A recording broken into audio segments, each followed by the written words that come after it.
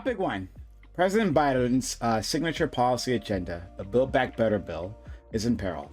Senator Joe Manchin said Sunday that he would be unable to vote for it. This could be a death blow to the Democrats' leading argument to voters as to why they should control Congress.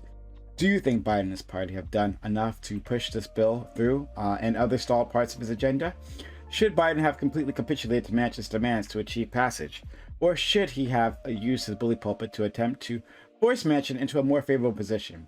And do you think Democrats have a chance of keeping either chamber of Congress if they fail to pass this bill or some other significant piece of legislation? Okay, yeah, if, you haven't heard, Manchin, what a fucking surprise, decided that he's not gonna vote for the social spending bill. Oh, it's almost as if he said exactly that previously. Oh, I don't know. Yeah, and now, of course, media shocked. How could he? And I'm wondering, like, what do you think, one, of Biden's performance, and then Democratic leadership in general? And, like, why things end up the way they did. I think there was another path here. I think there was plenty of other paths here. But maybe you disagree. Maybe this was always going to be the case. So I'm really curious what you have to say. Start my man, Pisco. Yeah, sure. I think we'll start with the substance of what's going on here and Manchin's decision, which I think is unconscionable. On substance, I don't know why on earth, what objections he could have to the bill that are sort of right in terms of the policy correctness. I think it's clear that these provisions are things that the American people desperately need, whether that's increasing access of support for children, increasing climate change, fighting solutions and infrastructure, as well as other things related to healthcare, that it's in this huge spending bill. I think that by and large, this is a very positive bill that should have gone through in the Senate. And I don't really take to heart Manchin's substantive criticisms, whether that's on inflation or anything else. On the sort of realpolitik aspect to this, or the meat-making aspect of this, the Democrats had already conceded a great deal to Manchin. They had reduced this bill tremendously from its original size to essentially what Manchin asked for, very, very close to his original number. And to me, it indicates that Manchin's not really operating in good faith. He had made a commitment to the Democrats that he was going to continue negotiations to try to pass this bill, and that was sort of the leverage, or that was the deal that was made for passage of the bipartisan infrastructure bill. And I think that Manchin reneged, and he lied, and he should have operated in good faith, and he isn't. And for that, he should be condemned, and he should be ashamed of himself. On what Joe Biden's role is and what this portends for the future, I think Biden looks very weak from this, and the fundamentals are bad for him. They're stacked up against him, and I have to say the fundamentals are due to already pre-existing inequalities in the allocation of legislative vote in this country due to the Senate being unbalanced. But that being said, it doesn't look good for Biden, doesn't look good for the Democrats' future election chances, because Biden also staked his agenda on this promise of Manchin, and by doing so, he doomed, I think, part of his agenda. Hey, thanks so much. All right, Ty Beers, your introduction. Yeah, so I'll put it this way. I, looking in retrospect now, think that this entire project was dead on arrival from the moment the election happened. And it was largely due to the fact that in the way that the political power alignment is within the United States Senate and the House of Representatives, is that the House was definitely more progressive in what it was trying to push up, but the Senate was never going to get on board with that, or on board with Build Back Better. In particular, we're looking at Manchin and Sinema just agreeing on anything, and you still would have to you'd have to remove the filibuster to get something of this size over there, because you're not going to flip Republicans on them. So it literally would have to go down the wire. You would have to get rid of the filibuster. Like, for me, just watching what Manchin and Sinema were doing, they were never going to even get rid of the filibuster. So this was dead on arrival all the way back last November. And so at least where I'm at overall in general, unfortunately, Democrats might have messed up in winning, and that they have this position to where they technically control the Senate, but in reality, their party is so divided that they can't put a unified front and the numbers that they need to actually pass this major legislation that's going to keep their electorate turning out. And just long story short, I think you guys are screwed in 2020. I think the Republicans are going to sweep the House. I think the Senate's actually not going to move that much because of where the battleground states are. But the Biden agenda is done. So I'll end with that. Okay. Let's go to counterpoints. Yeah, so Republicans know how to govern, but don't want to. And Democrats don't know. Wait. What was it? Just invert it. Whatever. So the point being that Democrats have an extreme interest in governance, but don't seem to be able to pull it off. And sorry, that fucking sucks. Like, it sucks to be a lefty. It sucks to be interested in actually improving the world. It sucks to be interested in spending money. I'm sorry for you guys. You're the people who typically need the most amount of help, and it seems like you're getting screwed over the most. Even taking a look at Manchin's, demands, it was literally like, hey, overhaul the tax code. I'm sure we'll be able to agree on that very quickly. So no, I'm sorry, you guys are screwed. And basically, I think Democrats, it borderline feels like planned incompetence. I'm not gonna lie. So I'll leave it there, and then I'll just get more conspiracy theory in the open. Okay. Siren Songs, thank you for the kind sub. Let's go to Zonia. So this is Joe Manchin is an interesting guy in the Democratic Party. He is a Democratic senator for a largely red state. He's got a very long history with the state. His career goes back to with the state goes back to the 80s. If you look at his track record, he's always had certain things that he talks about all the time. One thing that he talks about very commonly is he talks about having to have a handshake with Republicans and not just doing partisan bills. And that was a big complaint of his early on back in March with this. Another thing that he also talks about regularly is he talks about rising inflation. And that's something that he's every single time any kind of a budget comes up, that's the first thing he talks about is inflation. And he's been talking about that one since the beginning here, talked about how he's worried about the sudden spikes in inflation that will result from this. And that his state in particular, among the middle class in his state, are largely affected by rising inflation costs in terms of getting products into the state and being able to afford them and continue affording the cost of living.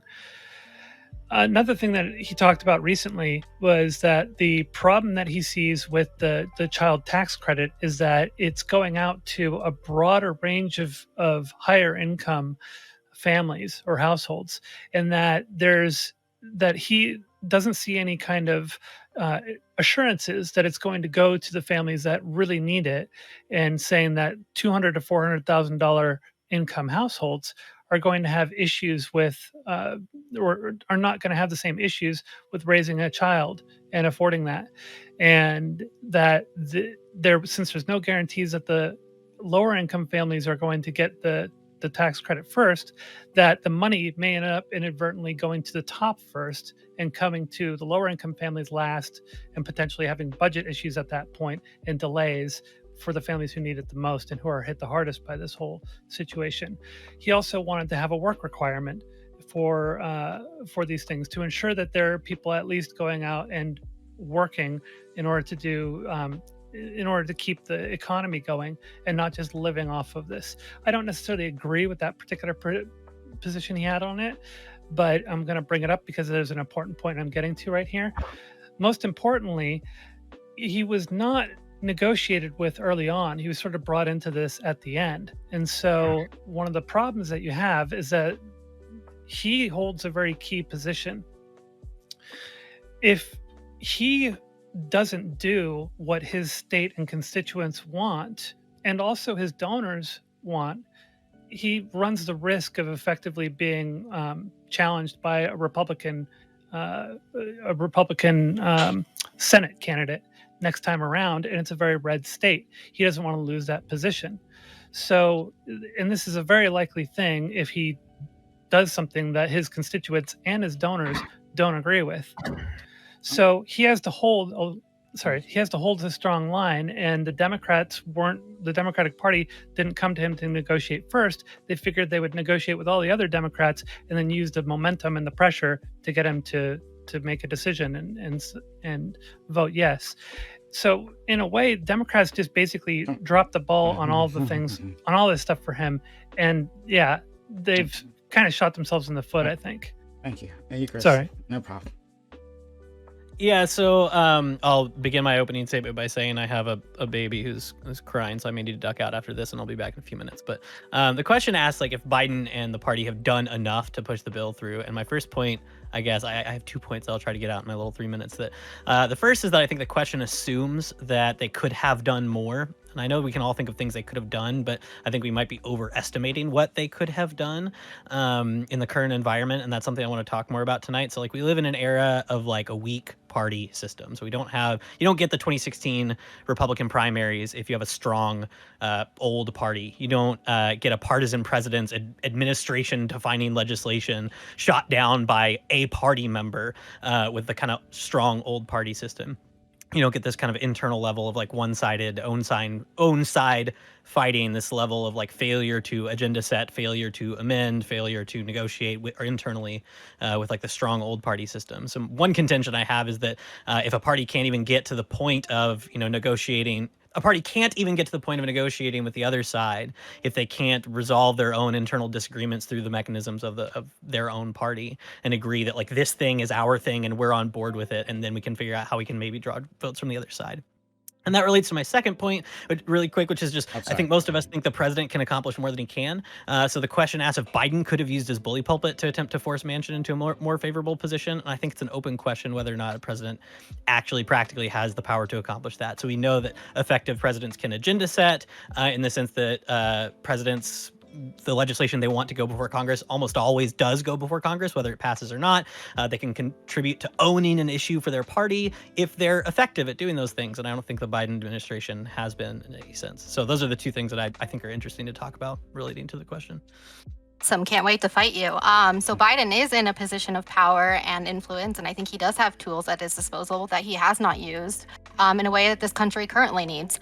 I don't know what it's going to take for middle-class liberals to understand that most people are not following political discourse. They're responding to their environment and living conditions. So, like, do they have enough food on the table? Can they keep their light bills on? Can they afford their medications? And are their kids safe? When they vote, they're thinking, did their life get better or worse for them during the term, and weighing that against hope that maybe this vote will make their circumstances better. With the child tax credit ending and no hope on student loan debt forgiveness starting in 2022, which is a midterm year, millions of people are going to be feeling squeezed economically because Dems were unable to keep them afloat. So, unless we can directly impact people's lives through sweeping legislation, we are going to certainly lose the Senate in 2022. We can get into all the things that Biden can do that he hasn't done when it opens up, but yeah. Thank you. All right, Spectre. All right, since Amanda took half of what I was going to say, I guess I'll get into the things that Biden can do but hasn't done. He could threaten to take out an editorial in every fucking paper in West Virginia, going over how Manchin apparently does not want West Virginians to have access to lower drug prices, better climate change fighting measures, coverage of hearing aids, dental, vision for seniors, all of these things that are still in the bill that would be great for everybody, as far as I can tell. And I don't think that we're overestimating what he could do. And the best way that I guess I could illustrate this would be with a thought exercise of imagine if it was the other direction, right? Imagine if it was Bernie Sanders saying, hey, I don't think the Build Back Better plan goes far enough, and I'm going to withhold my vote until we actually extend it to also cover everything that was in the Green New Deal and give everybody, like, universal health care, right? You would not be able to turn on CNN without them tarring and feathering the man for basically being a radical socialist who hates the working people of America now. So they absolutely can do better. It's very interesting to me that Manchin is using inflation as an excuse for not wanting to support this. As Zonia pointed out, he's been in politics for a while. If the man doesn't understand how inflation works, it's because he doesn't fucking want to. If me sitting here with a quarter of associates in political science can understand that that basically just how the velocity of money works. If you put money at the bottom of the economy and it has enough velocity that's exchanging hands quickly enough and creating value on the way up, that there's not going to be inflation, right? If I can wrap my head around that, then Manchin has access to the aides who went to like Ivy League schools that could easily explain this to him as well. So if he doesn't get that this is not going to probably have an inflationary effect, it's because he doesn't fucking want to. Maybe. So since Manchin said he won't be back in the bill, there's been like a flurry of fucking reports covering the reasons he's given for doing so, right? And they've ranged from like him telling colleagues that he's worried that drug addicted parents would use a child tax credit for drugs, and that other people would use paid sick leave to go hunting. He told people that he's concerned with the price tag and the size of the bill. He told others that, well, he doesn't agree with the Democrats' way of doing things. Where if you have 60 Democrats who are willing to vote on something, do whatever the fuck you want. And then he went on a radio show the other day and said that it's a staffer issue, right? It's White House staff. You know, they were the problem. They know what they did. He said outright, no, I'm not going to say the real reason. They're not going to say the real reason, but they know what it was, right? So it just seems like he wasn't acting in good faith from the start, and he's a piece of shit. And Biden should pressure him as publicly as possible to do what he said he was going to do. Okay, opens the panel. I take really, I want to know in what ways the Build Back Better Act is regressive overall. I mean, you talk about the child tax credit that will somehow benefit the rich more than the poor. How about the statistics and studies that show that the child tax credit increase and related subsidies have slashed child poverty? To me, I don't view that as regressive. And so I wanted to hear more fully an articulation of why this increase is regressive. Because it also, by the terms of the act, I believe the child tax credit in general, it is progressive. You don't get it the more money you make. After, I think, $400,000, you start reducing money. So how is this regressive exactly? Because people will only claim it. The people who are richer will claim it first. That's true of any amount of money that you're giving to people. It's true of the Corona relief bill. If you file your taxes first, you're going to get it first. And maybe rich people have a tendency to do that, but that doesn't mean that the program is regressive. So I want to hear a better articulation of that. I think Zonia said that. I didn't say it was regressive. Yeah, Well, I think Zonia what was was the argument that this articulating was like better for the Manchin's rich? perspective. Yeah. Oh, okay. So are we giving credence to that? I don't know. Maybe I misinterpreted. in I'm other not words, giving. so what I'm saying is that Manchin believed that these were the things that he was most concerned about, and I don't necessarily agree with him. However, Democrats left him out of the negotiation until the very end, and he had been voicing these concerns quite loudly. I'm sorry. No, that's not true. I mean, that's a statement of fact that they left him out of negotiations. He has been the key and center of literally every legislative aim of the Democrats, including and especially the Build Back Better Act. If you want to talk about who they've been, targeting with their revisions to the bill and everything that's happened, it's been because of Manchin. He cannot argue in good faith. No. Since the start of this term of Congress, he has been the linchpin member of Congress. Everybody knows it, and everyone has been negotiating with him in mind. They split the bill originally from the bipartisan infrastructure bill was sort of lopped up, partly because of what Manchin wanted. Everything has been done around the gravity of Joe Manchin. So I don't take very seriously his claim that he's been left out of negotiations. So Pisco, I have a question for you. Is this planned incompetence or actual incompetence? Oh, it's bad faith on the part of Joe Manchin. Absolutely. But like solely, because honestly, like when I hear like for instance, like when I hear Spectre and Amanda say like, hey, listen, you could do a lot more in order to put pressure on this dude in order to get stuff done, and then people are like, like when that's a horrible I assume you don't really care about it. So the that's reason not all he can do. It's beyond just pressure. Like there's tools that the president has that all senators want and need from the president, such as support on federal judgeships and things like that. There's lots of things that he could be utilizing that Biden is not utilizing. And when it comes down like to Zonia's argument with Manchin possibly getting primaried by another Republican, good. Let's get fucking a dog in dog's clothing then. Smash, but you just said something really smart, and then I feel like you went to the wrong conclusion, which is the reason why they're not doing what Spectre.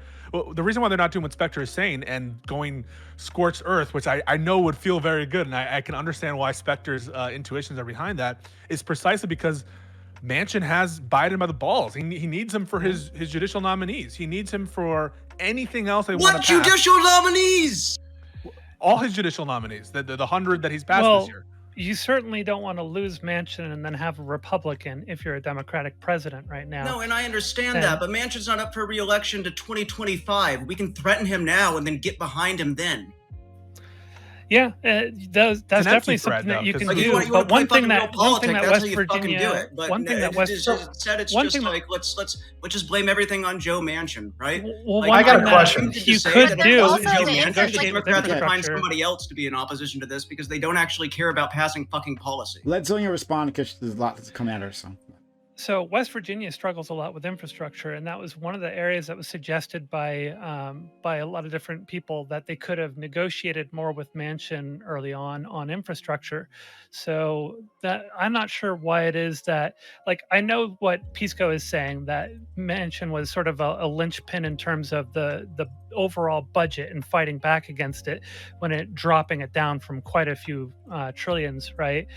But when it comes down to actual like key negotiations, he was being left out of it, or at least that's his claim, right? Is that he was being left out of those negotiations when it comes to the child tax credit, when it comes down to infrastructure, etc.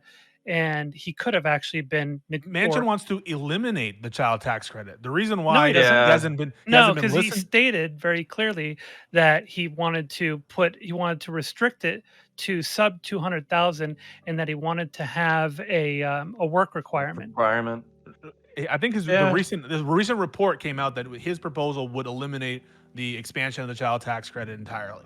That was what he had proposed to Biden, and that's why they were at odds, is because that is like the key piece that Biden wants in. The essence, the stat that Biden wants to bring to the polls is, I cut child poverty by half. That's what he wants to bring, and Manchin doesn't want to deliver it to him. A negotiation goes back and forth. He wanted to cut it at first. You go with your extremes, and you kind of work your way toward a middle. And what came out yesterday was that he was willing to go with households that are below 200,000 household income, and that would have, and then attach a work requirement to it.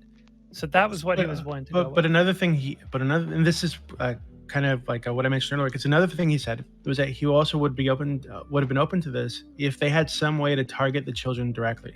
And he brought up the idea that, you know, some parents are addicted to drugs and their children are being raised by the grandparents, but the parents are going to get the money and not the grandparents. And, you know, that's not fair, because those parents are going to use that money for drugs, and it's not going to go to their children. So they need to find some way for those grandparents that are taking care of the children to get the money.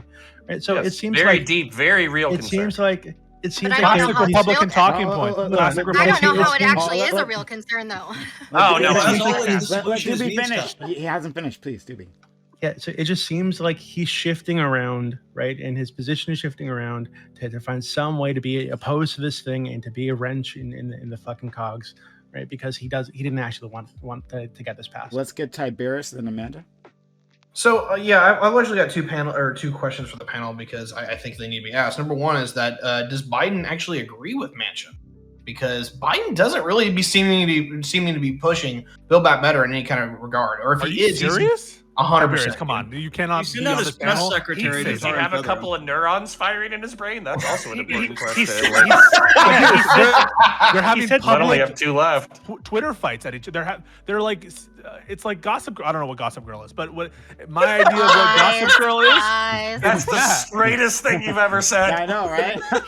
He said so. Biden said that he's going to work with Manchin more, and that he doesn't consider this to be a lost cause yet. So he's still going to be pushing this.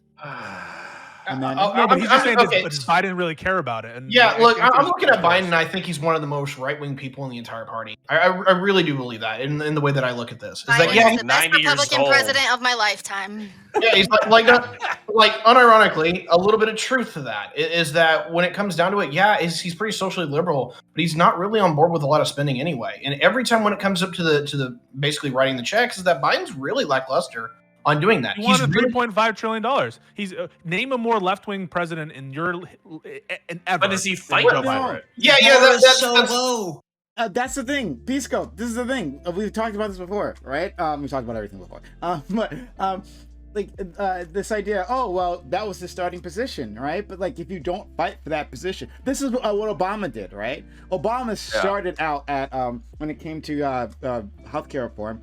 He started out at like the compromise, which was I'm forgetting the Yeah, name of public option. Public and option, then yes, Lieberman indeed. did what Manchin. I mean, Manchin is essentially another Lieberman for the Biden administration. I totally, Prime. I hear you, and in some ways, I agree that Biden is negotiating against himself in that they are essentially giving everything to Manchin. But the other side of that is Manchin is reneging on compromises that he said he was good for this. He said he would continue negotiations, and he said he was good for that price point, and now he's not. And That's because that's they. my problem. That's because Which goes they've into my acquiesced point. to Hold him at on, which every was my turn. turn. They've made him too fucking comfortable. So of course he feels like he can do this now. Oh, yep. So, anyways, I agree with Doobie. It seems like Manchin is just constantly moving the goalposts with his whack ass concerns, because that's literally what they are. Like, for example, the whole thing with the child tax credit, that's based upon your tax filing status, and there are mechanisms in place so that the person, yes, for dependencies. Yeah. So that's not even a real concern. So like every time Manchin has a concern, it can just get destroyed, and it's ridiculous that like Biden isn't out there explaining how all of his whack ass shit is whack ass shit. I'm gonna say what Prime's thinking and what Spectre's thinking right now, and guess what? I'm thinking it too. Do you think this is totally unconnected to clean energy? I don't think that. I mean, for me, it's just obvious to me that Manchin has something wrong with this bill. He wants to kill it, and I'm trying to find out why. And I don't think it's as Smash said. Amanda, do you prefer Amanda Smash or Smash or Amanda? I like Smash. Okay. Thanks. I don't think it's what Smash said, or what she rightly, I think, sort of torched, which is this fake, they're going to misappropriate it for drugs. And Doobie lambasted that too, rightly. And so my question is, what is your real concern? Inflation? Most people say this is going to have a moderate effect on inflation. And, these inflation trends, which are connected to the COVID pandemic, that's what's driving. The major driver of inflation is the catastrophic event of the COVID pandemic, not expansionary policy, domestic spending by United States of America. And in exchange for, at most, a modest increase in inflationary Can those pressures. not be linked though? I get it's easy to say that it's like a univariable thing, but as far like even somebody was saying like global we trends, would Connor. I mean, understand. Okay, hold on. That we understand like inflation, and he's being like willfully ignorant at this point. My question with that is like my understanding of inflation is that it's both simultaneously like inflationary money with breakdowns in logistics supply chains. So to say it's like logistics supply chains, not the inflationary money spending, like I don't know how you can comfortably. I don't think it's primarily these two variables. domestic spending is my point. Interesting. You're seeing these trends across the world of rising inflation, which totally makes sense in an age in which there are so many restrictions on unemployment. Absolutely, that's going to increase prices, and that's. But isn't what that everyone also is- correlated with like lack of production, for instance? So for instance, like one of the things that you guys are talking about, where you're saying it's like it's a bullshit talking point, I'm wondering if it's a legitimate talking point. And I'm not saying that like people should be going back to work right now. I'm just asking if the logic is sound. Where, for instance, if you have a disconnection between like inflationary pressure from money and a disconnection for like production, where people are not working as much but they're receiving more money, how is that not exactly the explanation for how inflation works? Where inflation is basically increase in money supply with a not a correlated increase in economic activity. I mean, if we put our trust in capitalism in the market, right, then we would be accepting that every time that money exchanges hands, value is created, right? So this is why the velocity of money is important, and it's not just like spending money creates inflation. It depends on where you're spending it. If you're spending it in such an area, like with the poorest people in society, or like with a child tax credit, where that's going to be spent very quickly, and that money is going to have a lot of velocity and change a lot of hands, you're actually creating more value, which then has a deflationary effect. Because it's demand and it goes right back into the economy versus sitting in an account. Yeah, that's literally the multiplier effect. Let's go Eucharist, Doobie, Sonia, the tie. Yeah, I kind of want to push back against the idea that this is exclusively like whack ass concerns. I agree that Manchin has like brought up some shit that I think is totally deflection, and I'm sure the clean energy stuff is a concern for him. But something that he has brought up regularly and brought up in his announcements on Sunday that other policy analysts who even are favorable to Build Back Better have brought up is that there's some monkeying around with the numbers here, where some of these programs are priced out as if they are 1 year, 3 year, or 5 year, and not 10-year plans. And the argument that people are making working against this being inflationary is we're paying for it, because an essential part of BBB is tax reform and closing some loopholes and getting some more money from businesses that are doing stuff overseas, et cetera. And that's part of the math that says this isn't inflationary. Revolt's been saying this in chat from the beginning. If we're paying for it, it's not inflationary. It's only inflationary possibly if we're printing money. And the argument is we're not doing that. But Manchin's argument is, well, that's not fair, because part of the total amount that you're giving us, this $1.whatever trillion, is based on some of these are only 1-year programs that we all actually think should be 10-year programs or perpetual. Some of these are 3-year, 5-year, right, that are going to have to be renewed in the future, and they're not taking those costs into account. So I don't think that's a bullshit concern.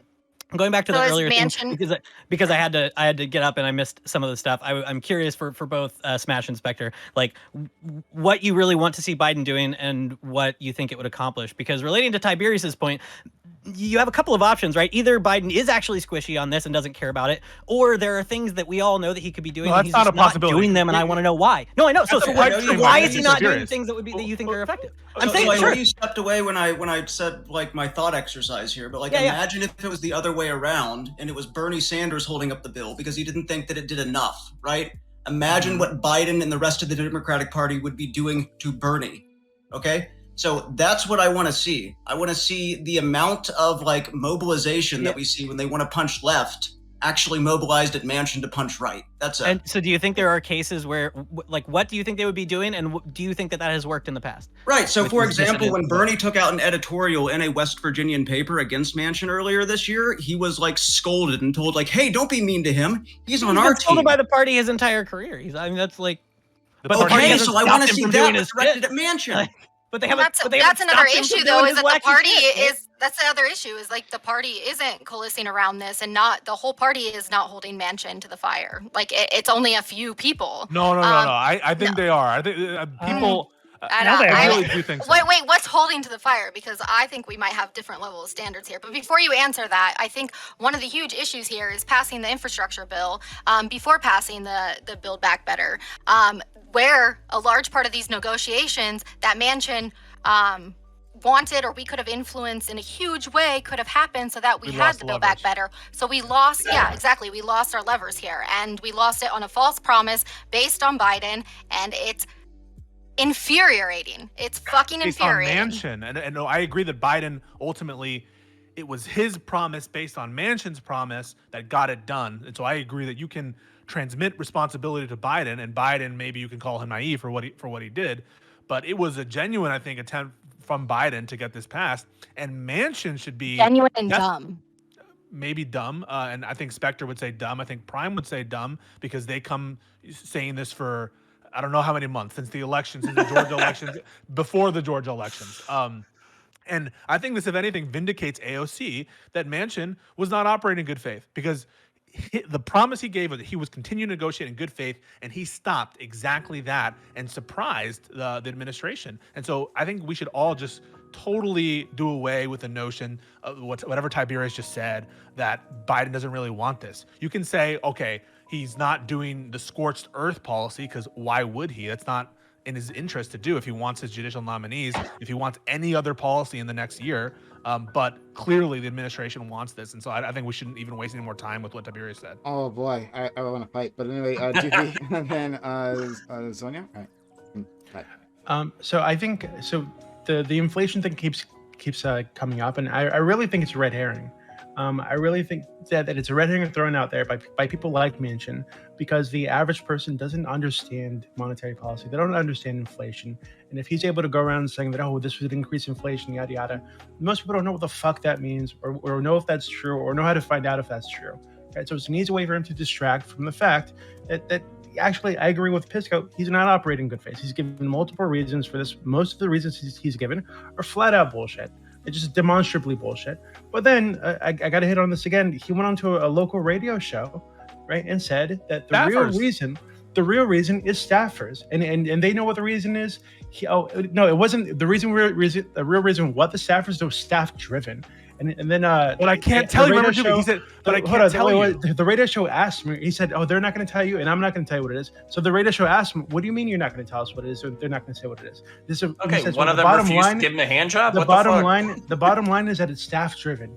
and yada yada. Like all these reasons that he's given us aren't even the real reason according to him, right? So it's total bullshit. So I think the focus of the discussion should be, why shouldn't the Democrats go fucking scorched earth and what can they do to hit this guy that isn't gonna tank them when in like judicial nominees or whatever the fuck that Manchin has Biden by the balls in? Because this clearly, if he's saying himself the reasons he's giving publicly aren't the reasons that he did not back in the bill, then why even talk about them? We'll go to Zonia, Ty. I really want to focus in on this scorched earth and all that. Go ahead. I agree with Pisco and Doobie that I think there's a lot of bad faith in there. I think there were probably things that he was genuinely demanding that weren't actually being met, and he was kind of stringing them along in a bad faith kind of way, hoping he'd eventually get it, and then sprung it on everybody that he decided, nope, not going to back it. And I think Pisco made an interesting point also about all the clean energy, green energy support in the bill, and one thing we know about Manchin, his top industry donors are coal, and oil is one of them as well, but coal especially. So, and I definitely noticed as well, being someone who invests in green energy and renewable energy on the stock market and such, I had been noticing the growth of it, and because I invest in it, and of course, when the bill got shot down, all of that tanked. All the growth from green energy and clean energy over the past several 10 months or so, gone overnight, right? First thing in the morning. So, I mean, there's something very key there with Joe Manchin and being tied so deeply to the coal and fossil fuel industry, right? Thank you, Ty. Okay, so I'll do the scorched earth last, but I got 3 notes. The first one's maybe a little bit to Connor because we've gone over this a little bit when it comes to inflation. So for the first note, I don't believe this is monetary inflation because look at 2020 as an example. From February to May of 2020, we dropped $3 trillion in M2, and inflation didn't even budge. So I don't believe that this is actually a monetary influence thing. What it is it's demand pull inflation. Is that all of a sudden when the vaccine started rolling out and people could actually go back to work or go back to actually their normal lives, the demand shot through the roof, but supply got stagnated because we actually were maxed out largely in what we were doing in the supply chains before COVID even started. And now that there was a backlog, everything just basically broke. That's probably the bad news, at least going to be the norm for the next 36 months. So dig in. Number 2, this is the part that I actually do disagree with my left-wing friends, is that I don't believe in just the general multiplier effect, throw money at it and it sticks. Give an example here. Yeah, you can throw out money for social spending, but what happens if that family buys a TV, which goes to Amazon, which leads to China literally within 3 steps, right? 40% of that value is gone, if not more. You can literally monetary drain your whole system. These are child tax credits, Ty. This is for clean energy. This is for healthcare. What are you talking about? This is not lump sum transfers to buy dishwashers. Do you deny the statistics that Biden points to, that poverty was significantly reduced by the expansion of the child tax credit? I'm not surprised by that. Just give people money. All of a sudden their poverty rate's gone. Amazing. Well, don't you think that's a good use of our money? By the way. Sorry, that's the second time I've heard Tiberius be a smartass in reference to a subject. So it's a tax credit that you're getting, right? Yeah, you're getting so money is fungible, but it's being used to service an end, which is the reduction of childhood poverty. And okay. There are other things here that are not just direct transfers to individual taxpayers. I believe that they give money for childcare facilities. I believe that this also gives universal pre-K for certain age groups. So this is not just a bundle of allocation of money directly as lump sum transfers, and it's being targeted in a way to affect people who need the money, and in the case of healthcare and childcare, desperately so. Okay, so there's definitely a level of nuance that we can break down into, and I don't know all the particulars when this gets into, so you can probably whip my ass on that. But what I can give you overall is that, yes, there is money that is given out. There's some for certain programs, which I actually like that kind of thing. It's like, hey, this is the money, we want you to spend it on this. 100% okay with that. But as far as what we're actually talking about with it actually reducing poverty, look, I want to do a deeper dive on the numbers, which we probably don't want to do on this panel. As far as, hey, look, are they actually spending their money on getting, diapers or food or making sure that their kids actually have textbooks? Or are we actually talking about, oh, hey, they did spend it on a TV or some consumer product so to keep their kids? Smash is talking about. This is the same welfare argument that people Well, use I'm not, to try to. Yeah. And as look, though people like, don't want to feed their kids. Also, no. Come on, dude. Don't play me like this. Well, all right. So the other thing This is, how do you straight even dog how- whistling? How do you? Straight up dog eat whistling. my fucking ass. Seriously, you're gonna accuse me of dog whistling? Oh, Fuck Ty, off. take it easy. You're gonna get No, called no, a no, no, no. transphobe in like 45 minutes. Relax. Yeah, I know. We but, already like, did at the beginning of this stream. Remember, guys? Yeah, I got it out ahead of time. Okay, yeah. Look, I'll put it this way: can people spend money in very good and productive ways? Yes, absolutely. But can they do it in ways that is absolutely just cost ineffective? Yes. This is why I absolutely disagree with what Spectre said in the beginning, that the methods of capitalism is every time that money changes hands, wealth is created. No, that's not what value is created. Value. Well, no, and I'll even disagree with that, because you can have people make invaluable transfers where they buy something, it turns out to be a shitty product, and they lost a shitload of value. This happens all the fucking time. This is called You have depreciation. no faith in the invisible hand of the market? What kind of capitalist are you? I know, right? It's like actually understand economics or something. What the fuck? So maybe sometimes regulation is required and we have to step in and actually correct them. Oh my god. Yes! Aw, man, Ty. yes, He's it's not actually- a fucking laissez-faire. Fucking... Yeah, it's actually like, No, but his argument is no. I think that Spectre, he's tongue in cheek, but his argument proves too much. He's just saying essentially you can't trust people with money and transfers. It's this. Well, I agree with this, but it's a question of like manageability. I don't think this is fucking manageable at all. What So for isn't instance, manageable? like even if people wanted to spend money on fucking Chinese TVs or whatever, like how the fuck are you, with this level of an economic catastrophe? How the fuck are you supposed to control that? Like it's not even worth trying to control. The question is asking basically does this overheat the economy to the point that we shouldn't do it? That's the question. And then is there more benefit than harm, which is super hard to say when the system is this big. Giving a shit whether or not it gets out to China or like a certain percentage gets out to China, I think that question's too big to ask. Well, and it would, I think, indict Tiberius if he answers yes to the following question, which is, Tiberius, did you support the Trump tax cuts? Honestly, I don't even remember. No, I didn't. You don't remember the Trump tax cuts? No, I remember it. I didn't remember my position. I didn't support it because I didn't want them to spend even more money that they didn't fucking have. Okay.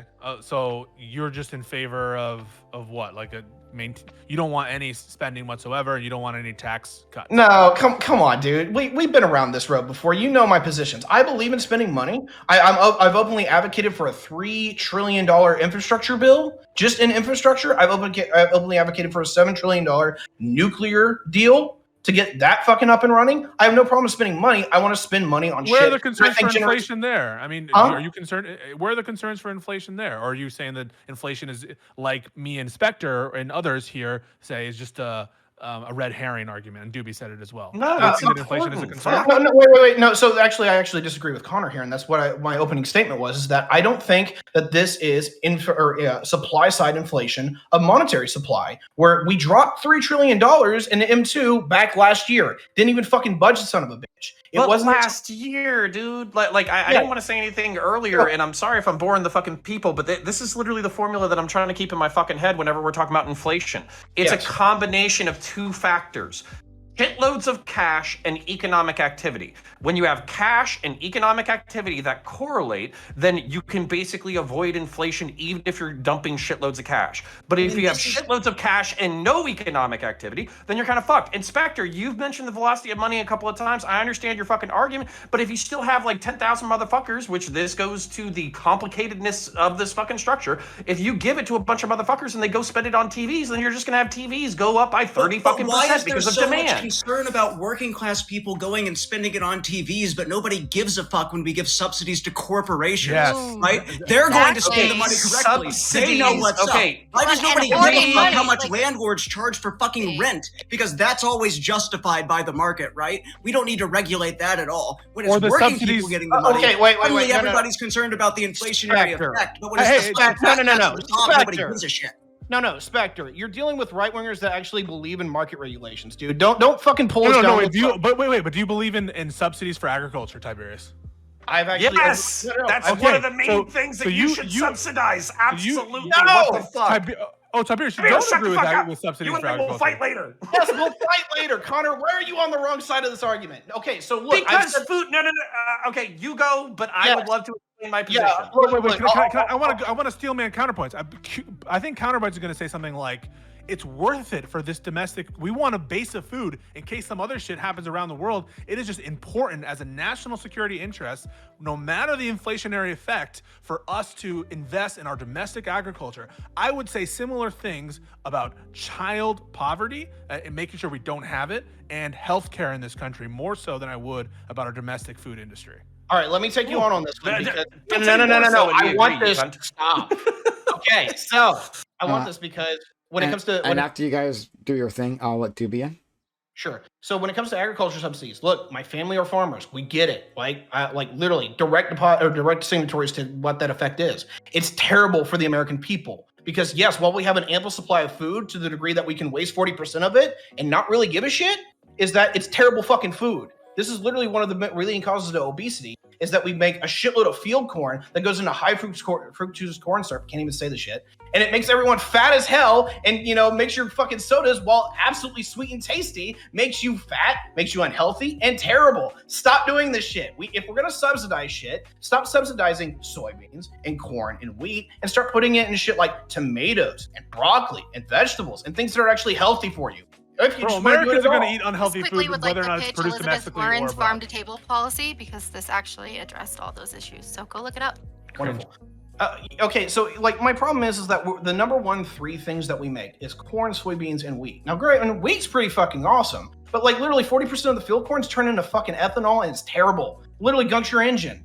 Literally, we don't need to be making this much shit. We can put it to things that are far more healthier, that are far better for the average American. I don't want to get in the weeds of actual agriculture policy. What I'm saying is there any subsidy you agree with, Tiberius? We also subsidize, and something that I know Joe Manchin is familiar with, we subsidize energy in this country, domestic energy, unclean energy. How do you feel about that, Tiberius? Okay, What's the so inflationary effect of that? Yeah. So here's the real kicker, right? Because I just openly said this. I don't know if you consider this a subsidy, but I just said $7 trillion nuclear spending deal.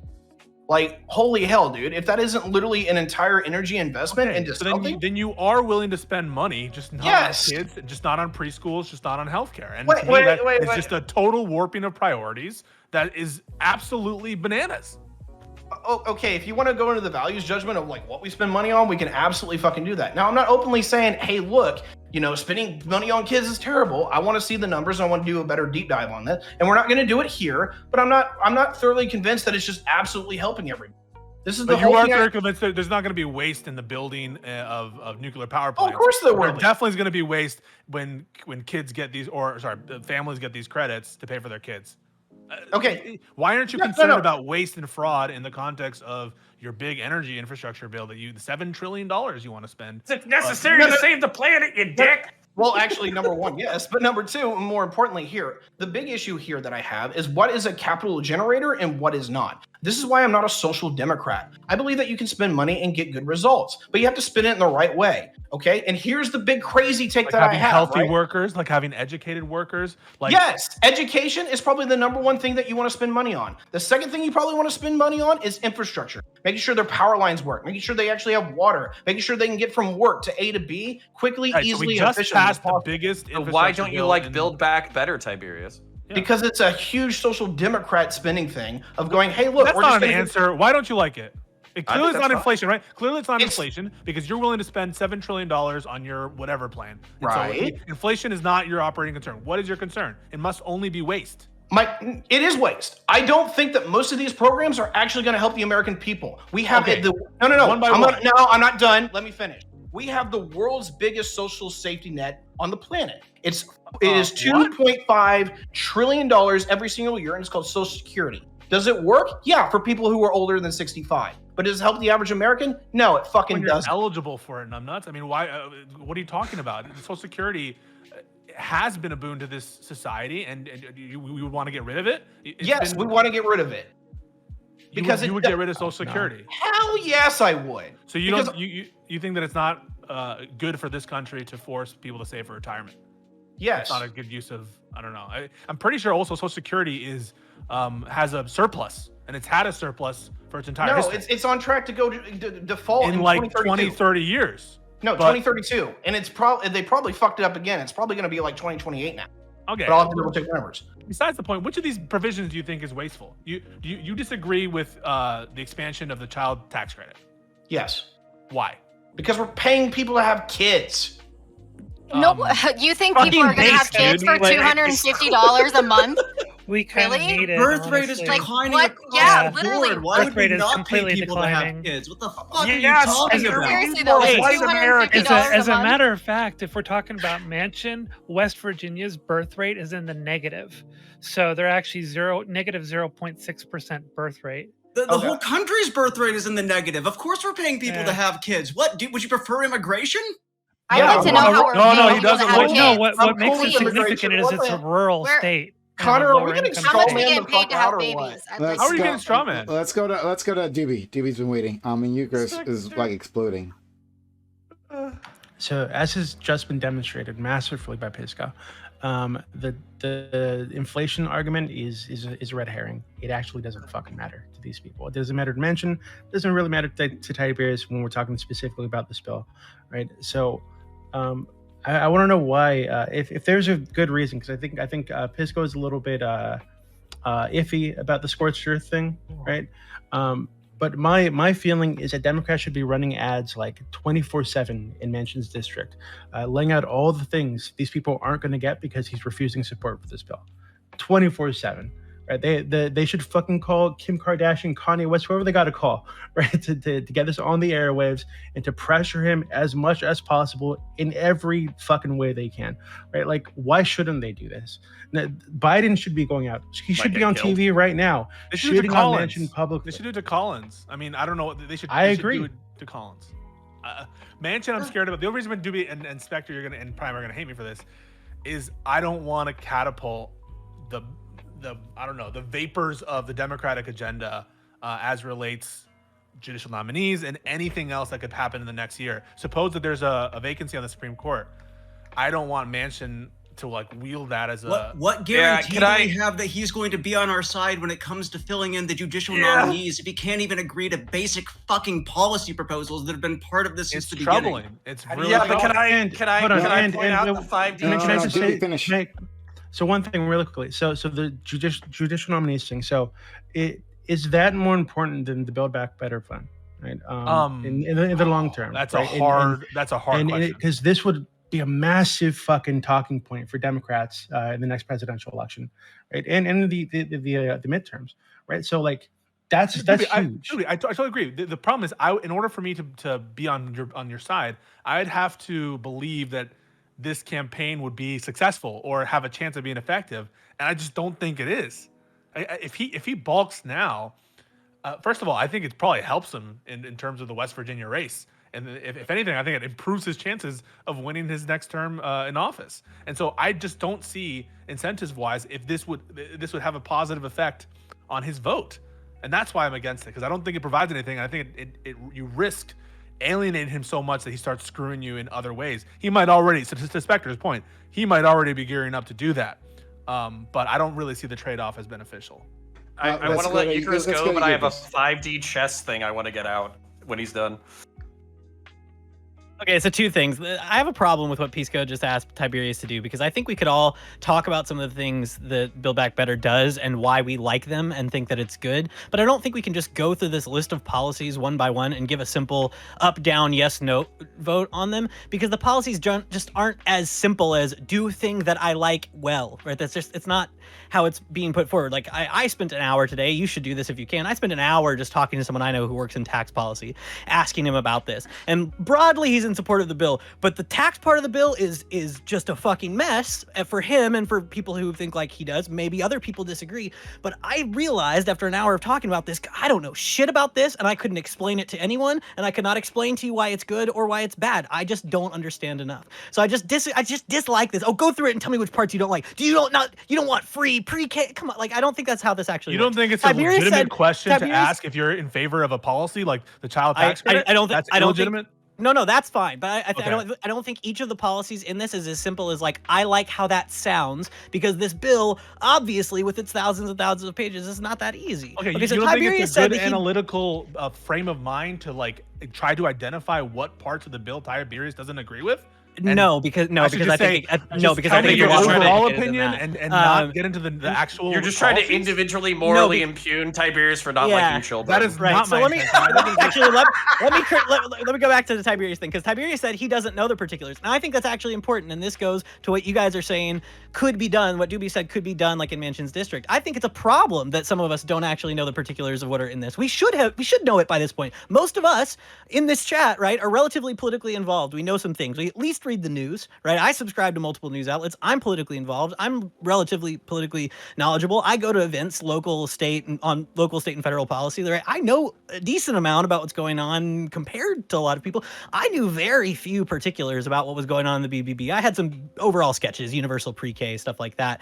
But things like support for elder care, EITC stuff, like one of the things that is like expanding access to community college and investments in HBCUs. This is stuff that I just never heard talked about, right? So something that should have been happening for a long time, something that Biden and the party should have been doing for a long time, is doing much more rigorous and much more effective messaging. If this is what you want your administration to be about, everybody needs to know how it's going to help them, and they just fucked it up. And so I agree now with Pisco, finally, that I think they missed the boat on this one. I don't think it's going to do any good to go in and do this blanket stuff now. I don't think it's going to change his vote. You missed the boat. You should have done it a long time ago. No. Okay, because 5D chess. I literally got a text from Bernie Sanders' offices earlier that just like lays it out perfectly, and they could just copy paste this into ads that they run across like the entirety of every channel that airs in West Virginia. So Here's like how Joe Bernie can Manchin still is win. saying that he is against lowering drug prices. He is against fighting climate change. He is against coverage for hearing aid, dental, and vision for seniors. Like it's very basic to educate people on what this bill does, and it's not going to change his vote now. It's okay. Yeah, and can I tell you that because they're can I tell you the 5D? Can I tell you the 5D chess move if I'm Joe Manchin and y'all do that scorched earth shit? Literally go from the least popular Democrat in American history to the most popular Republican overnight. He already is. Just go. He No, already but I'm is. just saying. Exactly. But I'm Like, just saying. I'm just saying. Go. No. Hey, listen. They tried to bully me. They tried to force me to force socialism and communism down your throats. Sorry. They wanted, they wanted to indoctrinate this your is terrible. children at CRT. This is it. And Counterpoints. now I hate this. I hate this counterpoints. I hate this so much, But right? it's true. Because no. What's happening here is that like no matter what, like the game plan is complete and total capitulation, right? Because maybe he might become a Republican. Okay, so if we had a Republican, right, what would be the difference here? What would actually be the difference? Like Pisco mentioned, like, well, he's got to be careful of going scorched earth because like how he's going to get the rest of policy agenda through. What fucking policy agenda, right? Bipartisan infrastructure Kamala bill, Harris. the Fucking Kamala corona- Harris is talking about like the police reform, right? The police reform is dead. That's dead too. Another thing that's just gone, right? You Because mistook Manchin me and Trump don't describing do it, this right? as a That brings up a prescription. good, It's that brings up an endless. I was interesting just angle, describing though. that you were fucked. That's all I Well, did. I Yeah, wasn't yeah, saying it was a that's good fine, thing. That's fine. So, But like the what point is- is, hold on. But the point is, like, there's so many parts. How many times, right? Like, when there's policy point after policy point, right? That Manchin just says no. Just says no. Him and Sinema just say no, right? And I know Spectre and I are on the same page here when we say, right? It's not actually just him. To be fair, it's not actually just him. He's the one who's just like likes to be in front of the cameras and take the heat from that. But I think there'll be other Democrats who will be loath to vote for these things too, right? But they'll let Manchin and Sinema be the bad guys. But still, right? But still, like if you put no pressure on these people whatsoever, right? Like what? Like so remember, what did he actually do? What did Biden actually do? He kissed this man's ass, right? He begged my good friend, Joe Manchin. My good friend, Joe Manchin. We're gonna work together. We're gonna get this done, right? And we have some disagreements, but we're all really good faith, and we're gonna work it out, right? Don't worry. But it didn't happen. It didn't happen again. He put his wife. He put his wife on like a federal appointeeship, right? This guy who obviously has interests, right? Corporate interests that are counter to this, right? Like you look at his donors that are counter to all of these things, right? And then everyone's fucking surprised at how this works out. So I don't believe Biden. I don't actually really believe him when he says he really wanted it. Whatever, right? I think he's okay with this, whatever, right? And if he's not, well then what the fuck did you do? When kissing his ass for months wasn't working, maybe try something else. But he didn't, and he failed, and he's embarrassed himself. He's pathetic. So I want to know what we can actually do in order to not lose the midterms coming up. Is there anything specifically that Biden can do? Because I think there are a few things that he can that is not going on. You're not going to like this answer, but honestly, the best chance that Democrats have for winning the midterms is the Supreme Court actually overturning Roe v. Wade and people being pissed off enough about it. They show up to vote. Yeah. Agreed. Actually agreed. But I also think there's other things he can do, like in regards to canceling student loan debt. 0% chance of happening. Yeah. Why though? I don't think because he's a boomer and he doesn't want to. But that was a campaign promise. Yeah, like, but that's what pisses me off about look at the history of campaign promises. I know, right? I know. Wow. Yeah, so I actually have a follow-up question. So we have like a few millennial or Gen Xer Congress people and senators and shit, like Marco Rubio and Dan Crenshaw and AOC. And so my question is like, are these younger people gonna fuck us as hard for the next like 50 years as the boomers got fucked by like boomer politicians? Come on. What does that even mean? I don't know what that means. Well, I'm just saying, like, is Dan Crenshaw gonna be like, I love America and I love capitalism and I love conservatism and I love Christianity. American families need to be strong. And then all he does is like pass tax cuts. And like AOC is like, I love the gays and I love the blacks and I love the Jews and I love the Browns, but I'm actually not going to pass any legislation. Like, is that what we're looking forward to for the next fucking 50 years? Because that's you don't understand how legislation's passed. Yeah, I mean, AOC is. I mean, apparently I do. And Amanda, like, we do see a long track record of Democrats paying a lot of lip service to things and generally being too spineless to actually get their hollow promises passed. But I think there are things that can be done, and obviously smaller, more compartmentalized solutions can be brought forward. But a lot of time was wasted and invested on this whole thing, and thanks to Joe Manchin for kind of leading that on and having it tank. I don't know. It looks really grim, unfortunately. Joe Manchin said that he wasn't going to promise he's going to vote for it, right? Like the only leverage that they had, and I blame lots of people. Like it sounds like I'm just shitting on Biden because I like to shit on Biden and he deserves to be shat on, right? It sounds like I'm shitting on Democratic leadership because I am, yes, absolutely. But I'm also shitting on progressives for this as well. There was lots of failure to go all around here, right? Manchin said that he's not going to promise that, like, if he votes for the infrastructure bill, that he'll vote for the other one, right? Like, and then they relied on Biden. Like the progressives said, oh, well, Biden said he's going to deliver it. Biden, feckless fucking Joe Biden, right? Who can't accomplish anything unless it's like to screw over black people, right? He can't accomplish a fucking thing. But when it's time for the super PAC to talk, right? When it's time for super PAC, then he finds a spine. When it's time to fight progressives, he finds a spine, right? But like he can't accomplish a fucking thing, right? But he says, oh, I'm going to deliver this from Joe Manchin, right? But Joe Manchin's like, no, I'm not actually going to do this. Like I'm not going to promise a fucking thing, right? And then what do you deliver? Not a fucking thing. And then we're surprised. Amazing. No. You know what we need to do? Hold on. Can I just say something really Manchin quickly? was honest. Go ahead, Doobie. Sorry. We need. Wait, so I think the idea that they could push the student loan debt thing when I think the price tag for that is also like $2 million, just pretty close to $2 million, and this is like and this is like 30% of the country has a college degree in the first place. The idea that you're going to get the average Democrat or the average Democrat in Congress to support something to wipe out student loan debt for people who are already doing better than the average person in this country, and that's going to pass, but the BBB isn't. That's fucking crazy. It's not going to happen. I actually agree with Spectre. The only way they're going to win in the midterms is if the Supreme Court does something fucking crazy and overturns Roe v. Wade. Because right now, as it stands, the Biden agenda is dead. I think crazy. By the way, just a heads up that is the likely outcome right now in terms of what's going to happen in the Supreme Court. That is yes, absolutely. I want to yell Eucharist real quick. I have to do it. What you just said made absolutely no sense with respect to how to analytically assess whether Tiberius, why Tiberius supports the bill or does not support the Build Back Better plan. You would go through every policy in the Build Back Better plan and see which ones he agrees with, which one he disagrees with, to what extent he agrees with it, to what extent he doesn't agree with it. If he wants to give a more comprehensive answer that ties together different aspects of the bill and doesn't compartmentalize them, he's free to do so. And what we're not going to do why do you hate children? What we're not going to do is ask him to read an entire appropriations bill and act as though that is a definite solution. What we do is we look at the policies in the bill and we ask him which ones he has a problem with. What is wrong with that, Eucharist?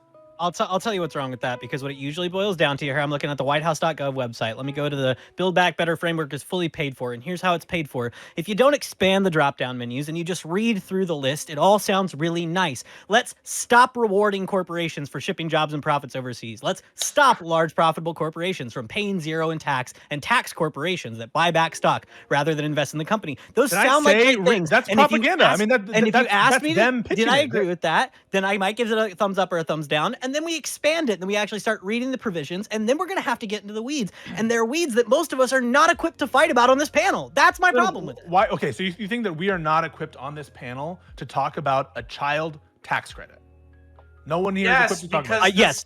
If we want to hone in on just the child tax credit and what it's about, and we want to fight about the TV thing, we can do that. Are we equipped here to talk about the SALT deduction limit? Are we here equipped to talk about giving more money to Medicare and the Affordable Care? It was the we're equipped to talk about these at the high level that he was talking about, where they said that they were funding like a fucking 1-year program. I didn't mention clearly funding. They're just going to renew it. They're just going to fucking renew it. They're full of shit. That's what he's saying. So Eucharist has a problem with you. Don't you love children? Eucharist has a problem with you verbatim reading the propaganda that the administration puts out to get you to buy into it. Yeah, of course. I'm not going to read directly. And you assume Eucharist isn't an idiot for like 4 seconds, and then maybe you could understand what he's saying? I'm not going to read directly from the administration's own page in their own positive description of their policy. Oh, so they can just lie about shit. Well, I wonder what else they're lying about. Maybe things that Republicans are concerned about, like the fact that they haven't funded all the stuff that they're talking shit about. I'm going to ask Tiberius, like, do you agree with an expansion of Medicare? Do you agree with money going towards clean energy? Do you agree with the child tax credit? And there is nothing illegitimate about me asking in broad strokes those policy questions. That's different. Do you like water and do you hate dehydration? No. Do you love puppies and hate snakes? I can quickly respond, but I do want to move on, I'll move on. I'll say I think that's stupid because that's not getting at the substance of disagreements with the bill. It's a stupid thing to do to get at that thousand. To look at the parts of the bill and see if you agree. No, I just told you to look at the parts of the bill, and oh my god. I'm saying, let me put this in a very clear sentence, and if you still think I'm dumb, fine, that's okay. I don't care. I think it's stupid to take a 30,000-foot view of policies that we might all agree with when you put them in that Cliff Notes form and use that as a metric for whether or not Tiberius disagreeing with this bill is reasonable or not, because the bill is more complicated than that. Be it enacted by the United States Congress that hereby $500,000 People don't care about the complication, they care about how it's affecting them. What are you talking about? I mean, we're not going to do a I care about the complication because that affects how it affects me. That's like the complication is exactly how it affects about these policies. Tiberius, why do you hate puppies, you piece of shit? I don't know. Move on, Prime. I can't do it. Let me jump in here real quick.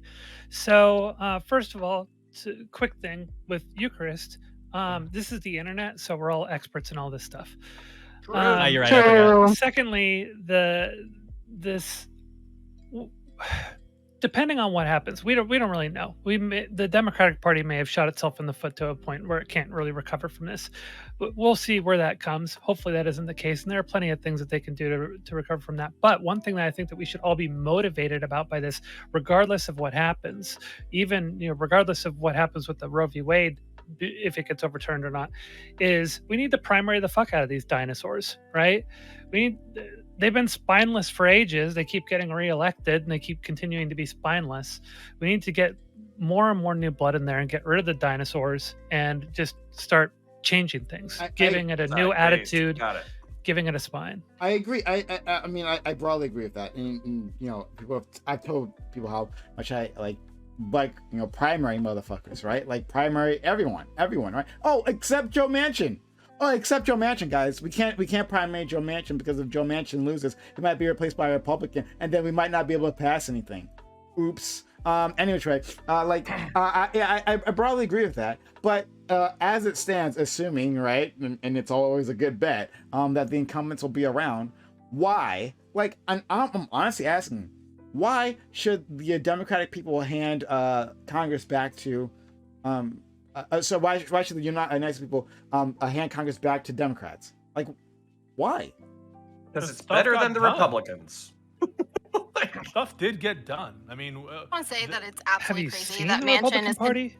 continually calling all the shots here. Like, no one elected him as president. He was not voted Senate Majority Leader. I don't know. So I just don't think he should. He's not calling the shots. The 50 Republicans who are going to vote on it are like. But when it comes to like voting and stuff, it's literally Democrats that are failing. Yeah, We he has are a lot of leverage. Half of the Senate isn't Democrat, so it's not just Manchin. Like, I don't. Okay, so the big thing that I have to hit here, and I said this in the original opening statement, is that to actually get Build Back Better, you have to get rid of the filibuster, right? Isn't anyone going to do that? No, because it's going to be. It was the attempt was to be done through reconciliation, which is the procedure by which they did not need to get rid of the filibuster. That's the only way it was going to pass initially, was with the bare majority, and so no. Okay, that was the path of it. In terms of like whether or not Manchin should be primaried, I don't know. I think the fundamentals are just so stacked against Democrats in terms of the outsized vote that small states have in this democracy of ours. It is insane to me that the state of West Virginia can have such an outsized influence on United States policy. That is crazy to me. And I don't think any of the old rationales for providing 2 equal senators per state exists anymore. There's a national culture, a national identity. There doesn't need to be any more sort of buy-in from these frontier states that might break off into different countries. That's not a problem anymore. And so what we need is fundamentally to change that fact and to give legislative power back to the people and where it resides, and not to small states, and also to expand it to thousands of Americans who, by virtue of living in Washington, D.C. or in Puerto Rico, are not given legislative franchise. That is insane to me. And so those structural forces are against Democrats. And it's not just us being mad at the rules. It's being mad at an absolute imbalance in the democratic principles that should be sort of safeguarding our democracy. Yeah. Like invade Central America down to the Davian Strait. Got it. And how about provide stage aid to Puerto Rico? Everybody, I'm good. I'm looking what you're spitting. I love it. How about give congressional representation to people who live in our nation's capital? I think that would be a good use of our. Annex Mexico. Yeah, I'm hearing you. Just move DC into Maryland like we did the other side for Virginia, and we're done. Yep. Yeah. Panama, I hear you. I got you. Panama City. Costa Rica, Belize. Yeah, I'm hearing you. but okay, so in terms of getting things back, I think Biden's greatest, and I've said this before on stream, I think his greatest claim to fame is how he's managed the COVID rollout, right? Like the vaccine rollout. I think that's probably his best bet at this point. Do you guys have anything else? And remember, it's how will always, that be attributed and there's multiple things here, right? One, I think it's his best bet, but two, it's always like, what have you done for me lately? Because the public has a short memory for these things. And then finally, right, the public, so they may have appreciate getting the vaccines, but I think even beyond the vaccine hesitant, lots of people who don't like the jerking around, mandates, like mask mandates and like locking down and all that stuff, right? That going back and forth, not having a clear vision of when this ends, not communicating that with the public, right? I think all of that like tarnishes the one good thing that he definitely has under his pocket. It's more than one.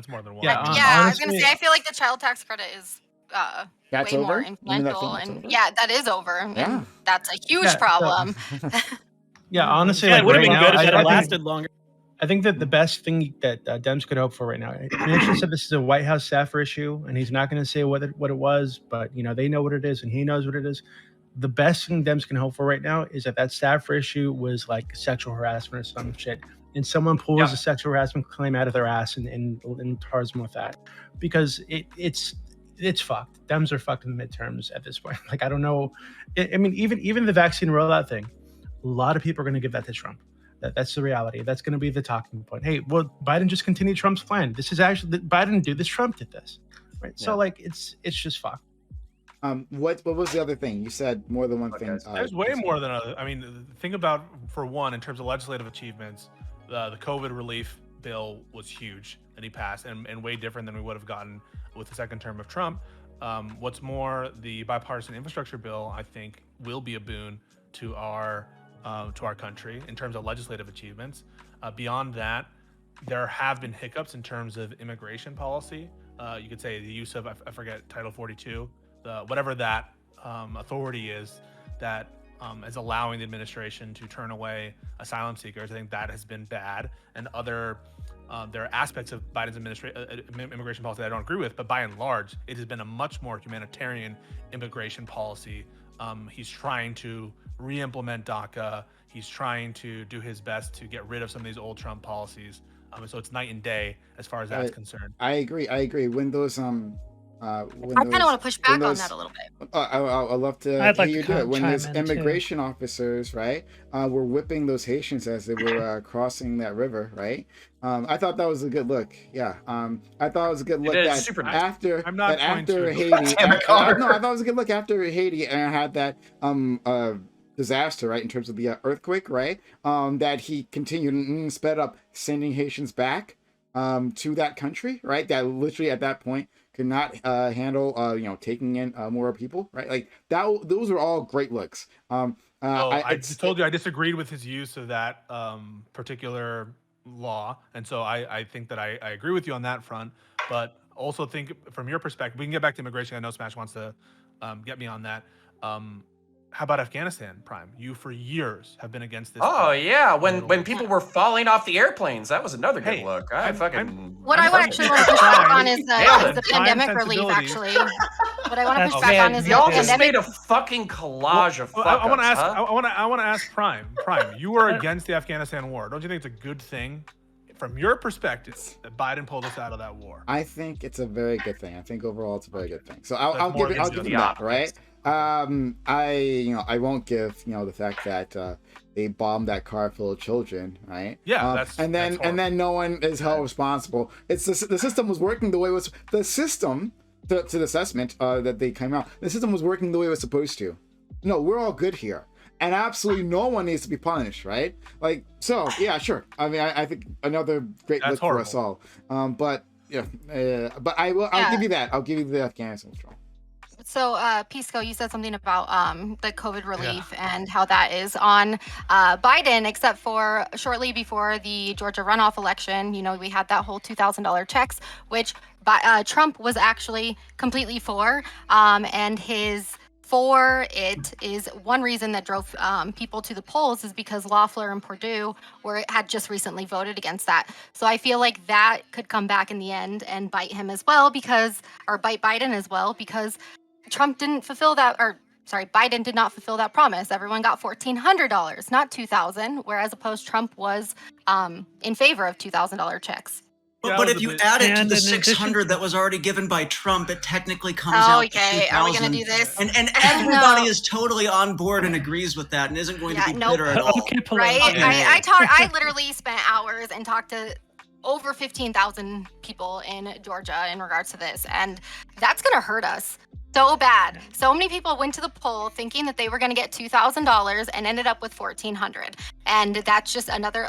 We had so many disengaged voters who ended up going to the poll specifically for this. I agree. And I actually did the way more math on money how than much they- that like 600 a person saved out of the spending on that bill. It was like 1.5% of the spending that they saved by cutting out that extra 600. It's fucking pocket change to just go ahead and add it in there. Like, I don't understand. But it why gives they're Trump trying another to do it. talking point that he was totally for $2,000.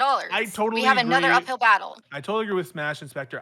Not only do I think that the people should have gotten that money, I think that that money should be monthly. I think that we should be providing way more stimulus to our people in times of economic crisis.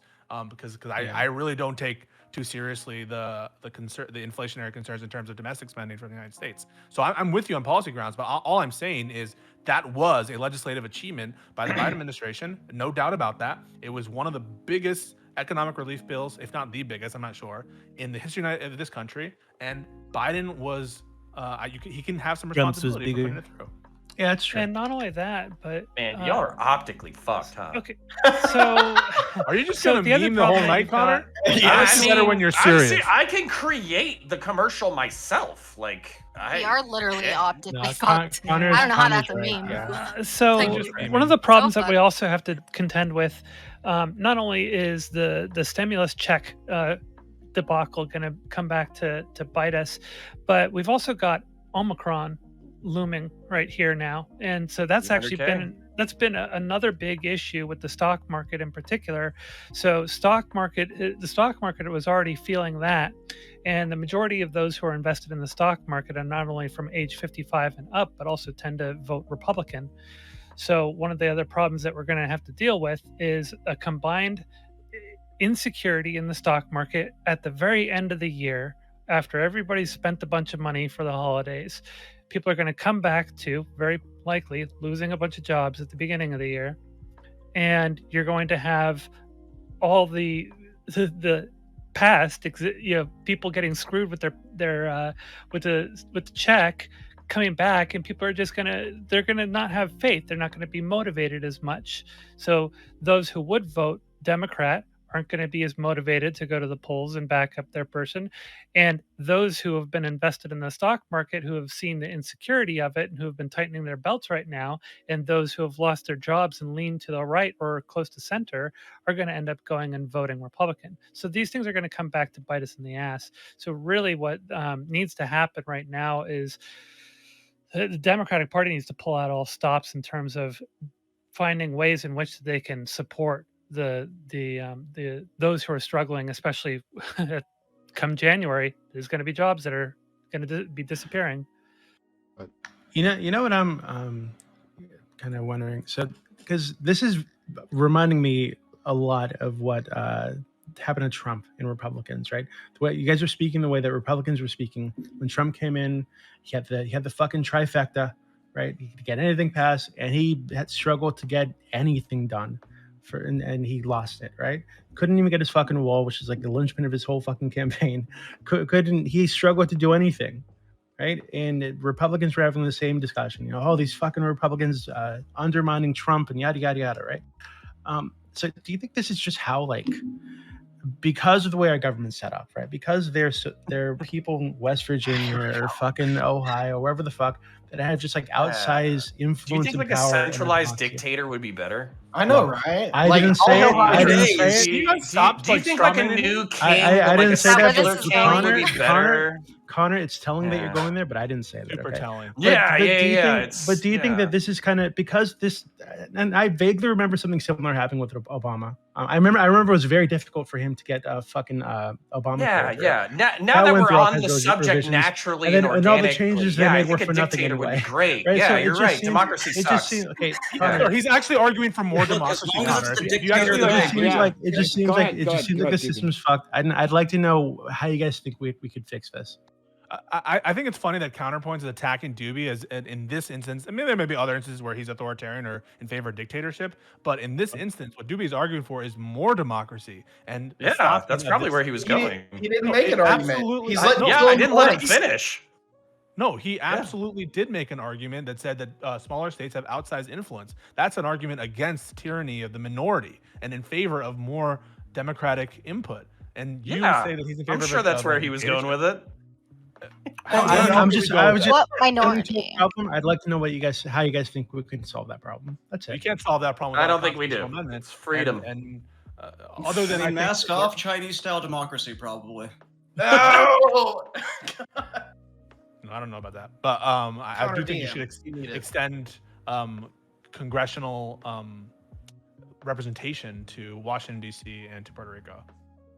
That to me is Sure. obvious, and anyone who believes in democracy would agree with that, notwithstanding the fact that it might have, some sort of partisan influence on our setup.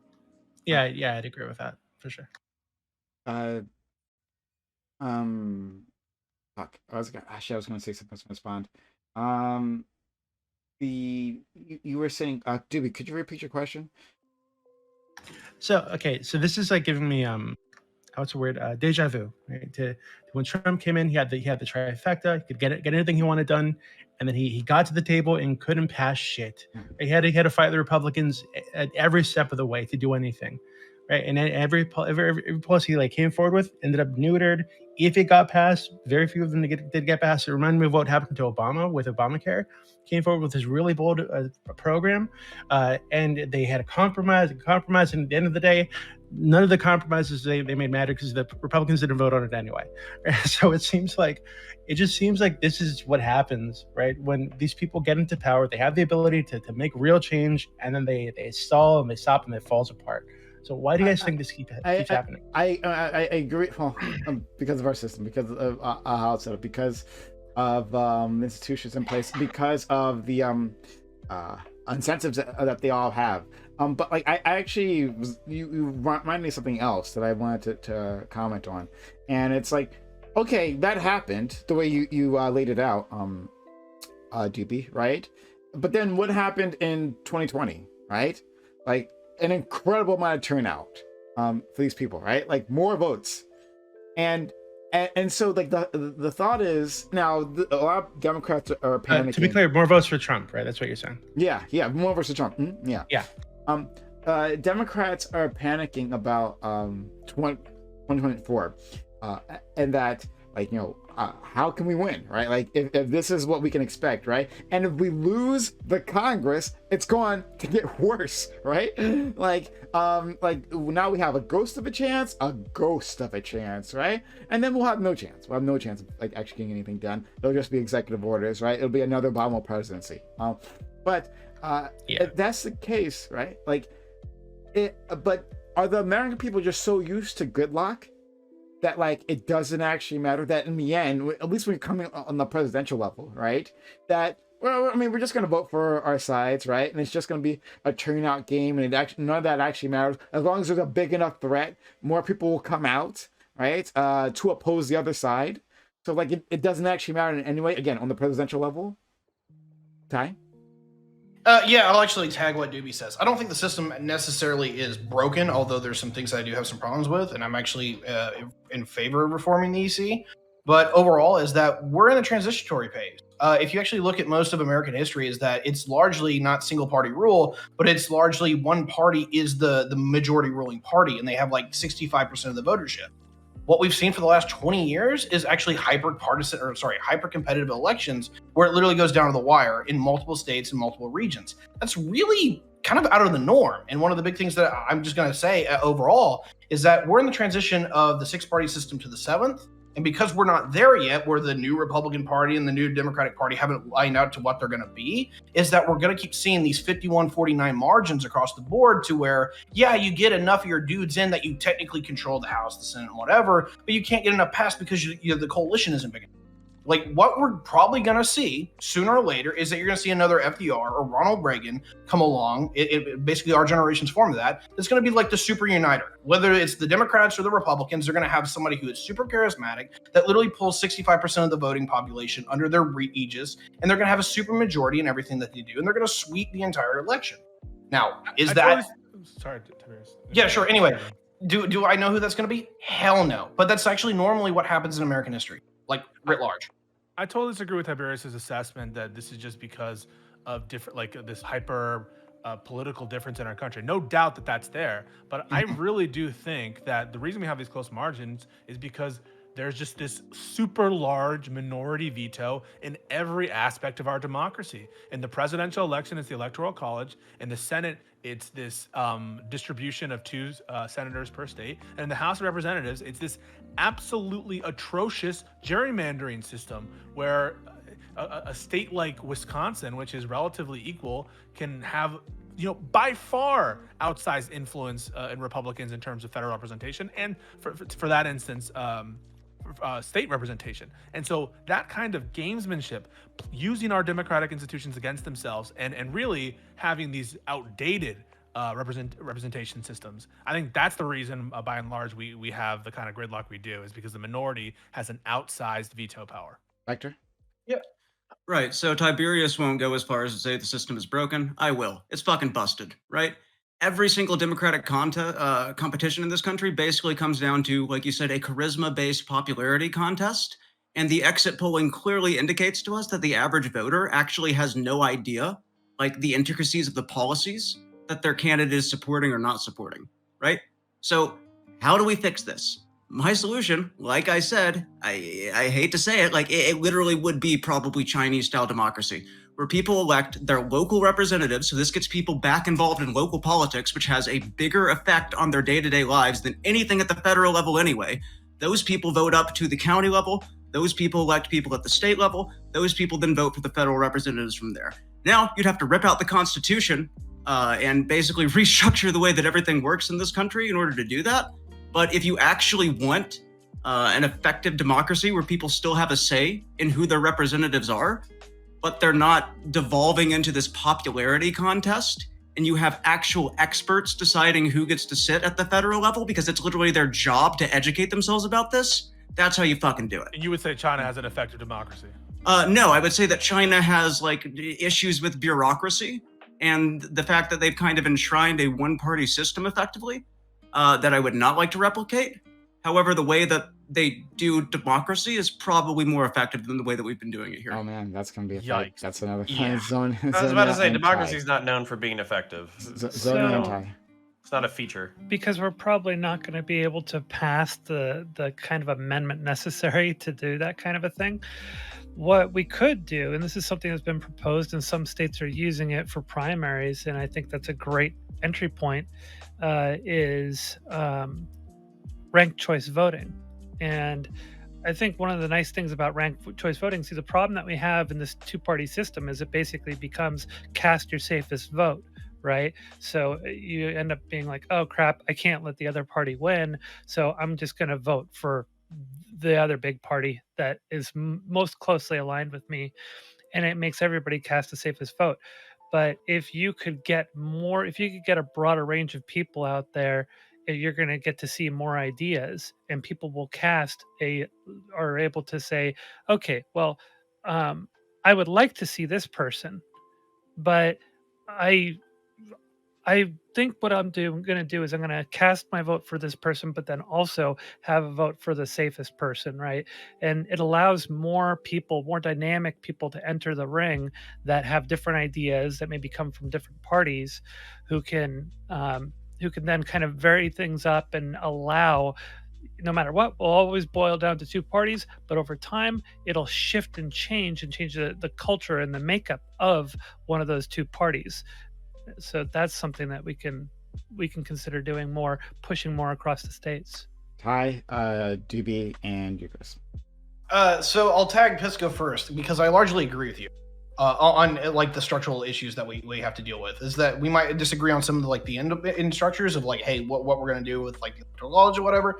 But overall, as I agree with you that this, like, there is some structural problems that are holding everyone back. Here's the issue though.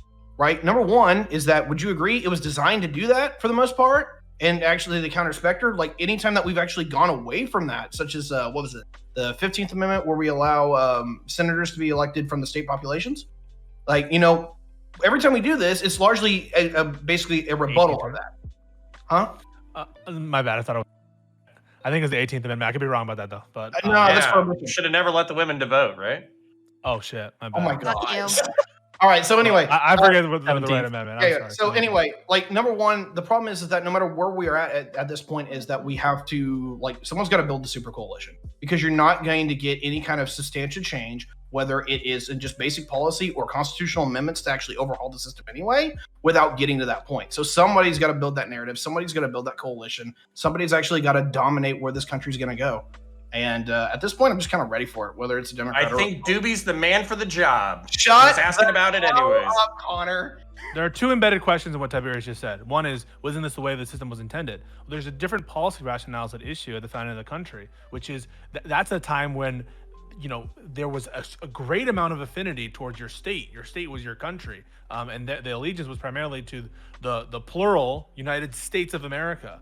And you wanted to have buy-in from the frontier states. I think that was, by and large, one of the rationales behind that. I think that policy rationale has totally changed now. And now what we're seeing is the bad and regressive effects of allowing that system to maintain itself after the Civil War and after our national identity has been so well developed. If you're saying, is it plausible to change what that is with respect to the Senate? I think probably that's very implausible to change that outcome, because just like everything else, in order to have a constitutional amendment, you guessed it, you need input from the states, and not just the states' federal representatives, but the state legislatures themselves. And if you think those small states who have equal voting with respect to amendments are going to say, yeah, we agree to decrease our power with respect to presidential elections or Senate elections, you're out of your mind. And so this seems to be a conundrum, and one that is, for all practical purposes, unsolvable. Yay, we agree on something. Awesome. The other thing, you know what? I won't even bother with it. The other things are kind of whatever. How much time do we have left on this topic? A little bit. I just want to get to other people. Sure. Let's go to was it Doobie and then you first, right? Sure. So, so Connor, I've laid out a few concerns. Pisco's laid out a few concerns. Specter's laid them out. And I'm going to give you a really simple example that kind of highlights everything that I'm talking about, right? So when Trump got into office, he was in favor of passing some legislation so that DACA recipients or DACA people could stay in the country, right? And get on some kind of path to citizenship, right? Separate from the executive order that Obama put through. Trump favored it. The vast majority of the Republican Party, the voter base, favored this. Democrats obviously favored this in the government and the voter level. But he came into office, told them to work on this thing, and they couldn't do anything. They couldn't get it passed, right? Any attempt to put together something, right, to deal with this problem had a poison pill tucked into it. That one part would say, oh, well, we tried to get this done for the DACA people or the Dreamers, whatever the fuck they call them, but hey, the Republicans did this. Or then the next one coming around, oh, well, we tried to do it, but the Democrats did this and we couldn't do it. So the Democrats don't want to give the Dreamers a path to citizenship, or the Republicans don't want to do it, and they just toss us back and forth like a football until Trump said, oh, just fuck it, just forget about it. We're not going to do anything about it. I'm going to cancel the entire thing. So this is the kind of gridlock that I'm talking about. That these people have so much power to just strangle our government that they can't even accomplish a thing that the vast majority of people in this country agree should be done. Something very simple, right? So if you don't think that what Specter's laid out is the way to go to fix that, how do you think we should address it? Or do you think it's something that's just not a problem? Yeah, so I don't. I think, there's a really efficient, we were talking about charismatic, smart leader. His name's Joe Biden. And he said, don't compare me to the almighty, compare me to the alternative. So when somebody starts saying Chinese democracy, or let's rip up the Constitution and start from scratch and try to build a more direct democracy, I kind of these things are, pragmatically fantasy land. And not only that, I'm not even sure if you guys would be able to consider all the externalities related to them, coherently. So I don't trust y'all to make these decisions. And I think that, 250, 300 years ago, there were some really smart motherfuckers who knew a bunch of shit. They sat around and they argued and they bickered and they bitched for a really long time, and they set up the government, and they argued, they bickered, and they bitched. They probably had all of the same complaints that we did. I mean, you guys are comparing these catastrophes to other American catastrophes. You think this is bad? What about the American Civil War? What about World War II? What about like the Spanish flu that killed like tens of thousands or hundreds of thousands of What more about people? ism? Like, maybe I don't know. You're killing No, me. it's not even a what about. The entire point. If you no. If you guys are not tracking this is important. The whole Framers are right about it's- everything, and they were never wrong about no, anything. no, And we should always Fuck the follow founders. the Smash Strawman and piece of 2024. Okay, Pisco, you nailed it. I hate puppies and I hate kittens Wait, and Connor, I hate you just- water. you just- As a matter of so- fact, so- everybody who's listening to this right now, stop drinking water. It's bad for you. Okay. Wait, hold on. Hitler So drank Connor, water. you don't think there's a problem? To be clear, you don't think reform is needed when we have a situation where our elected representatives Reform can't- isn't needed. can't- What are you talking wait, about? well then you said it wasn't a problem when asked if it was a problem that they couldn't get a docket passed on.